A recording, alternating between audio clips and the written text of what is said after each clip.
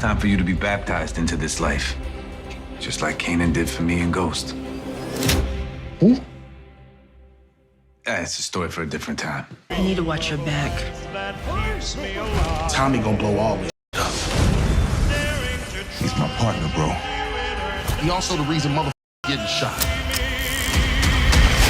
I'm like the Santa Claus of powder. So it is time to get a little excited now that we've seen the trailer for Force, because judging by the trailer, judging by the reaction online, I think it's hit all the right buttons. The trailer in itself, it kind of felt different, it had a different vibe. I got the feel that we're in for a great season ahead, which isn't always the case. I referenced this back in my trailer breakdown and I was actually making reference to Ghost Season 4. Great trailer, gets you excited, gets you hyped, but then you're left with a lackluster end to the series. I didn't get the feeling with the Force trailer because as good as the trailer is, we know how they work. They probably have up to episode 8 or 9 in the trailer, if that. And then there's also the added element of familiar characters that are going to be returning. That has been teased by Gary Lennon, the potential of Tariq's crossover, and also the setup for Power Legacy. So definitely a lot to look forward to. But just before we get into the agenda for today's breakdown, I did think the funeral scene was worth another mention, because I did see a lot of comments mentioning this is Kate's funeral, not JP's. Now I did zoom in and I did double check, and it does look as if Kate is speaking at the front. All signs do still point towards JP being the one, and I for one would be very surprised if it was anyone different. It's not to say that Kate can't die, who knows if she will. That's a topic for a death predictions breakdown. But this particular funeral, I do personally believe, is JP. With that being said, in the rest of this breakdown, we're going to be focusing on 3 key topics from this particular trailer. The Power Origins nod from Tommy, which was in conversation with D-Mac. Number 2, how Tommy's turned into a lone wolf. All the problems surrounding this new coalition, Tommy taking an L, because if he's wanting to burn down the coalition down to the ground, it means he's been pushed out. We're also going to be going through some other clues which they've given us to tell us how he's also a lone wolf as well. And number 3, if he is a lone wolf, if it is everybody against Tommy Egan in Chicago, will that be the reason why he picks up that phone and calls Tariq St. Patrick, which in essence will also transition us over to Power Legacy. I do think it ties us nicely together with that situation that Tommy finds himself in, but more on that scene a bit later on. Let's start with Tommy's nod to Power Origins and also the talk of Ghost and also Kanan.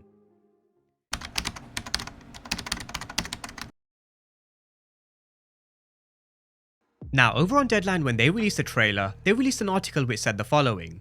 There's also a cute little nod to the Mothership series in a conversation between Tommy and D-Mac that will get fans excited for the newly greenlit prequel spin-off Power Origins, and I know exactly how excited everybody is for Power Origins. We've got 18 episodes for season 1, they've just cast a young Ghost and Tommy for the series, and I do assume a lot of more casting news will drip feed through to us over the coming months. With them also releasing the casting news, I wouldn't be surprised if in the new year they do begin to start filming season 1. But if you guys haven't caught up on any of those breakdowns, I have now sorted out my playlists, and all the Power Origins content is now all in one place.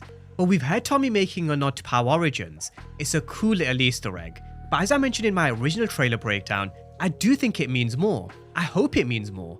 We're going to see Tommy baptize D-Mac in the same way Kanan and Breeze did with him and Ghost, and when he does, when we see Tommy bringing him along in season 3, it's going to teach him what he learned when he was D-Mac's age. I think they've also got a golden opportunity to tap into a lot more here, not just with D-Mac, but also with Tariq, when they eventually transition over to Power Legacy. Have Tommy mentor both of them, have him say certain things which would end up being Easter eggs to what we see in Power Origins, especially if the older Tommy is narrating Power Origins. I'm not saying he will for sure, I do think everybody's first choice would be the older Ghost, Omari Hardwick. But if we've got Tommy telling D-Mac and Kanan, my former mentor Kanan taught me and Ghost how to hustle. For example, the car wash business, that's how we set up the laundromats. It's a cool little nod back to Power, but it's also a reminder we need to see Kanan setting up that car wash business in Power Origins, as well as giving this lesson to D-Mac. So definitely a golden opportunity here with Tommy now acting as a mentor. Now with D-Mac, he doesn't know who Kanan and Ghost are. Tariq does. He knows both. In fact, he also knows the story about Breeze. He also knows other people from the neighborhood like Ray Ray, Jukebox, and a few others. Kanan came into his life as Slim, taught him how to hustle, brought him along in the streets, brought him back to the old neighborhood that they grew up in, and gave him a lot of valuable lessons, not just in Power but through 4 hallucination scenes across Power and Book 2 Ghost. Everyone in the street starts somewhere, but the most common trend seems to be having a mentor. The same in the real world. When we're young, we're at the mercy of the influences around us. It's only when we get a little older we're able to think for ourselves. That's when we start making our own decisions and choices. For DMAC, he hasn't actually had many mentors when you think about his early life. He's been on his own for a majority of the time, and you could tell in season 1 he was kind of seeking that mentor. He was looking for that person to look up to, and that's where Tommy came in. You saw DMAC following Tommy around, wanting to learn from him, and wanting Tommy to teach him the game, which did continue into season 2. So, everybody starts somewhere. For Tommy and Ghost, it was through Kanan and Breeze. For DMAC, it's going to be Tommy. So they've got a real golden opportunity for him to tell him a lot of backstory through the older Tommy's perspective, because as I mentioned, Kanan played a huge role in his life, not just through what he learned, but he was also there for him as a brother. I mean, just have a look at how happy Tommy was when Kanan was released from prison, because 1, he had no idea Ghost set him up, and number 2, Kanan would have been there to mentor him, guide him, nurture him, but most importantly, look after him. When my pops died, your dad was there for me, man. I looked up to Kanan. Hell, I needed him. At one point in my life, I loved your pops very much. We heard about how Kanan was there for Ghost when he went through a very difficult moment when he was younger. When his pops died, Kanan was there for Ghost. That's something we heard back in Power. But you look at the complex relationship between Tommy and also Kate. That's something we're going to see in Power Origins, no doubt. We're going to see a lot of neglect when it comes to Tommy when he was younger. And when Kate isn't looking after him, when he doesn't have a father figure, who's going to step in? The answer is pretty simple, Kanan. Again, you look at how happy Tommy was when Kanan was around and when he was released. There was a lot of love here. There was a lot of trust, because Tommy latches on to those who give him a sense of belonging or are loyal to him.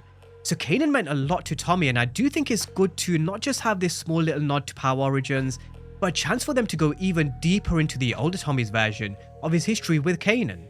One of the first things Kanan said to Tommy was, "Are you still crazy?" And of course he was.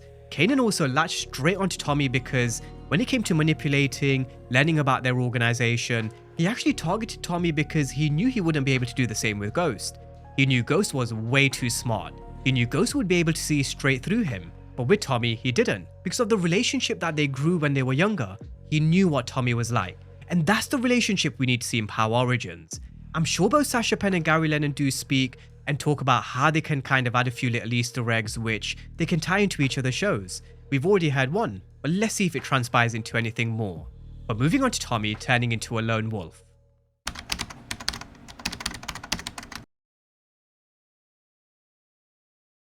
Now, just as a very quick reminder, this is the synopsis for Season 3. They warned us that Tommy's got an ever-growing list of enemies, but he's still got a relentless ambition to dominate Chicago's drug game, which does come at a very high cost. He's going to have the feds on his tail, rival street gangs are going to be trying to take him down, so he is going to have to be strategic if he is to take over. Now, this next section does give us a bit more clues as to him turning into a lone wolf. He is going to be trying to poach customers from rival factions if he's got any chance of becoming the king of Chicago, while still battling with Miguel Garcia, who is said to be growing in power. Tommy's going to have to navigate a complex minefield of threats in the streets. There's a deepening divide within his coalition, and he's also going to have to balance his personal life as well. There's also going to be changing dynamics between Diamond, Jannard, Miguel, the Marquez cartel, and Tommy will also have to find a way to protect his family and those he loves, while managing all these betrayals, evolving relationships, and coalitions. So the proof was actually there in the description, which was given to us along with the first teaser that was given to us a couple of months ago. The clues were there that Tommy was about to be a lone wolf. It seems like he's going to lose the drug business, or at least the foot in the game with the CBI. There's also a new coalition that's formed that he's no longer a part of, and Miguel Garcia is said to be growing in power, with Maria convincing him, don't burn it down, take it back. But Tommy's definitely going to be facing a few L's this season, no doubt. He's going to be losing his drug business with the CBI, and he's probably going to lose someone very close to him, who I believe is going to be JP. It's going to be a very tough ride for Tommy in Season 3. And in the background, you've still got people like Shanti who have been plotting and scheming, and that's another added dimension that we do need to consider, and that Tommy needs to be very mindful of. When there's chaos, it creates opportunities, and we all know Shanti wants to take the CBI. We all know the moment Shanti gets an opportunity, the moment that she kind of smells the opening, she's going to betray Tommy in a heartbeat. I have no doubt about it. I'd be very surprised if she turns out to be someone who ends up fighting in his corner, where she's someone that he can trust. I think she's someone who will always have an agenda, kind of like how Kanan did when he teamed up with Ghost and Tommy back in Season 5 of Power. Sure, they may have created a short-term alliance to get to Dre, who at the time was the common enemy. But in the shadows, Kanan never forgot about his end goal. He was always plotting and scheming, making moves behind their back with Jason Michich. He told Jason Michich that Tommy and Ghost will take themselves out, paving the way for him to take over. And maybe that's Shanti's game. Let the Marquez cartel and the CBI take themselves out, wait for the Marquez cartel and the CBI to destroy themselves, and then swoop in. So Tommy might be a lone wolf, he might have to turn to Shanti. She may look like she's in his corner for a brief period during a tough moment, but just like she said in the trailer, he does need to watch his back, because sometimes it's the people that are closest to you, and as one of his former mentors mentioned, there are no friends in the street. So by the sounds of it, when you take into account the description for season 3, you take into account what we've heard from Vic Flynn while he was on the phone. The fact that there's going to be a new alliance, new coalitions, Tommy even potentially teaming up with Miguel Garcia for a brief period. Tommy ain't going to have it all his own way this season. It's going to be a very tough ride for him in Chicago. And is this the reason why he makes this particular call to one Tariq St. Patrick?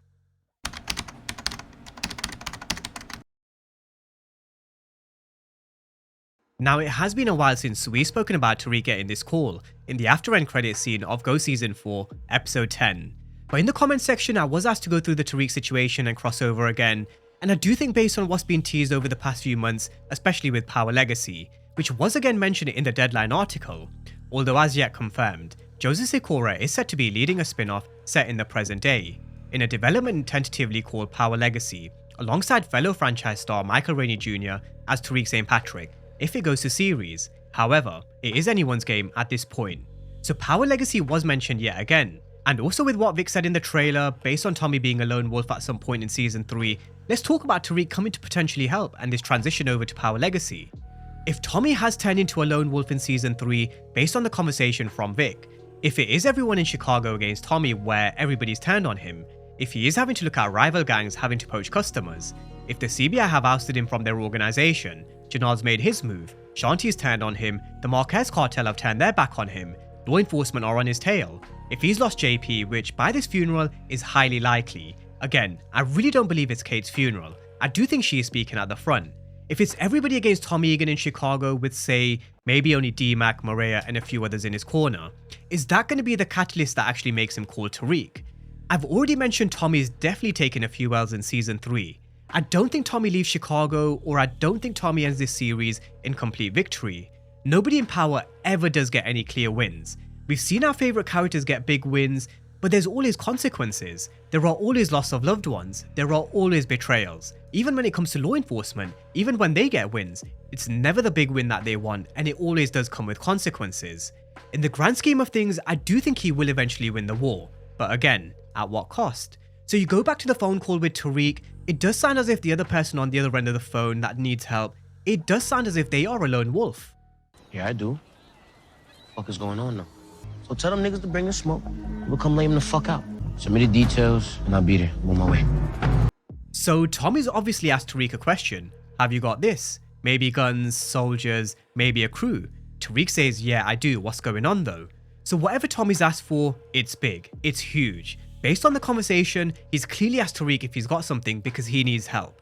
And for someone like Tommy to call for backup, for someone of Tommy's caliber to having to call Tariq in New York, he has to be seriously up against it at some point in season 3, which is most likely going to be at the back end. I really can't imagine him turning up any before at least episode 9 as a minimum. I'd personally be very surprised if he turns up any sooner. But going back to the call, the only way Tommy ever calls for help or for backup is if he runs out of options. There are no moves left for him to make on the chessboard apart from call his nephew. It does sound as if a rival crew are coming after Tommy and he doesn't have the bodies or street soldiers to fend them off, because Tariq even then says, tell them to bring the smoke and we'll lay them out. So clearly Tommy's been left with no option but to call Tariq for backup. And it does go back to the point where I mentioned, it genuinely could end up being a scenario where it's Tommy versus everyone.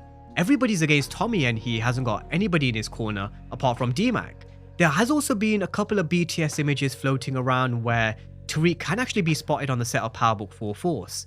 There was one where he was seated in the CBI's barbershop basement, and I've also seen one where he was in this room where Tommy met Maria back in season 2. Going back to the after end credit scene from Go season 4 as well, that has actually now been removed from the end of episode 10, which I really did find quite strange. Maybe to avoid spoilers, but again, that scene's been out there for months. I mean, we've all seen it, so why delete it? Just thought it was worth a mention. But linking this back to the previous chapter of Tommy being a lone wolf, it does make sense for Tommy to have called for backup. Based on the conversation that Tariq had on the phone with who I believe is Tommy, again, it just makes sense. And then that transitions us over to Power Legacy with Tariq and Tommy as the lead. The final passing of the torch from Tommy over to D-Mac and Tariq, teaching them everything he knew from Kanan, Ghost and Breeze, telling D-Mac who Kanan and Ghost were, telling Tariq about Ghost from his perspective, and also have a lot more nods to Power Origins at the same time. But drop all your thoughts and early predictions down below in the comment section. Later on in this week, I will be back again with some early death predictions, so get your death predictions down below as well.